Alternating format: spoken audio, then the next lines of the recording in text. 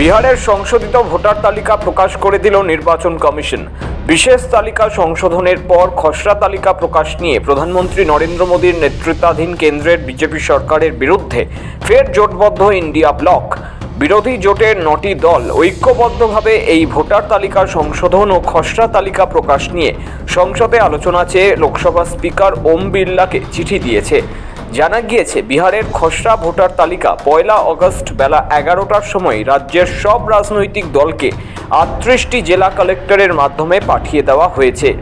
এখানে 243টি বিধানসভা কেন্দ্রের 90,000-এর বেশি ভোটগ্রহণ কেন্দ্রের ভোটার তালিকা রয়েছে। খসড়া তালিকা ওয়েবসাইটে সকলের জন্য প্রকাশ করা হয়। তবে বিরোধীরা দাবি তুলেছে, বিহারের ঠিক ভোটের মুখে তালিকা সংশোধন করে লাখ লাখ ভোটারকে বাতিল করাটা ইচ্ছাকৃতভাবে হচ্ছে। এ নিয়ে সংসদে বিশেষ আলোচনা করা হোক।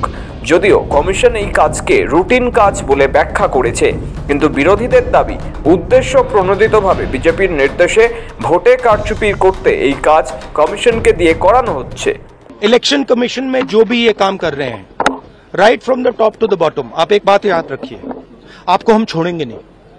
कुछ भी हो जाए हम छोड़ेंगे नहीं आपको, क्योंकि आप हिंदुस्तान के खिलाफ काम कर रहे हो। प्रतिनिधि होने के कारण उन लोगों के मजबूरियां और समस्या हम सदन के अंदर रखना चाहते हैं और चाहते हैं कि कोई हल निकले,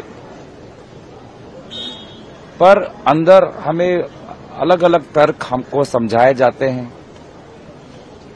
कि क्यों सरकार इस विषय पर चर्चा ला ही नहीं सकती।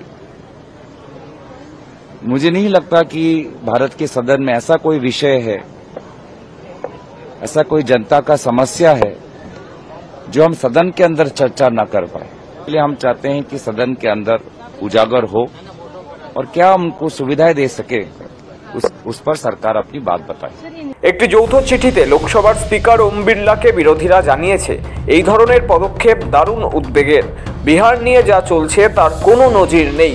কংগ্রেস, তামিলনাড়ুর শাসক দল ডিএমকে, উত্তরপ্রদেশের প্রধান বিরোধী দল সমাজবাদী পার্টি, তৃণমূল কংগ্রেস, শরদ পাওয়ারের এনসিপি, উদ্ধবপন্থী শিবসেনা, লালু প্রসাদ যাদবের রাষ্ট্রীয় জনতা দল, আরএসপি ও অন্যরা এই চিঠি দিয়েছে।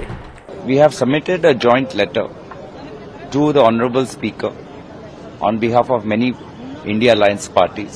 ये स्पीकर ने क्या कहा वो हम कह नहीं सकते। हमने जो बात रखी वो मैं कह सकता हूं कि हम जनता के प्रतिनिधि है, we are public representatives. Public are ordinary people are facing tremendous difficulty. এই যে স্পেশাল ইন্টেনসিভ রিভিশন যেভাবে এটাকে ব্যবহার করা হচ্ছে, নির্বাচন কমিশনকে ব্যবহার করছে বিজেপি, এই গোটা এসআইআর বিষয়টিকে একটা দুমুখ অস্ত্র হিসেবে ব্যবহার করতে চাইছে, মানুষের ভোটাধিকার কেড়ে নিতে চাইছে। এসআইআর এর মাধ্যমে একদিকে জেনুইন ভোটারদের নাম ডিলিশন, অন্যদিকে আইডেন্টিটি বেসড ভেরিফিকেশন করে এনআরসি করার যে অপচেষ্টা, এটা প্রমাণ হয়ে গেছে।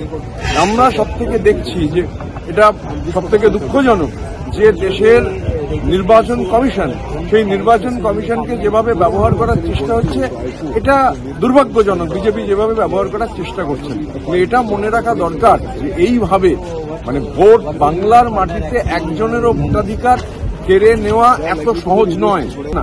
আসলে এই এসআইআর একটা সাইলেন্ট রিগিং এর প্রক্রিয়া। চিঠিতে বলা হয়েছে, বিহার বিধানসভা ভোটের কয়েক মাস আগে এ ধরনের ভোটার তালিকা সংশোধনের কোনো নজির নেই। নির্বাচন কমিশন এও জানিয়েছে, খুব শীঘ্রই এই পদ্ধতি গোটা দেশের জন্য প্রয়োগ করা হবে। ফলে এর স্বচ্ছতা নিয়ে প্রশ্ন উঠছে, কারণ সকলেই সংশোধনীর সময় নির্বাচন ও উদ্দেশ্য নিয়ে চিন্তিত। ফলে এই বিষয়টি অবিলম্বে সভায় আলোচনা হওয়া উচিত। ব্যুরো রিপোর্ট, সময়, কলকাতা।